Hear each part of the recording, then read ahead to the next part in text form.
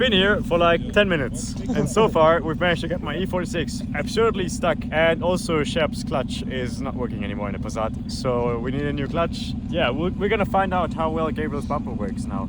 Ja, perfekt. Find mal raus, wie gut du geschweißt hast. Ich weiß nicht, ob es Auto wird, aber der Bügel hält sicher.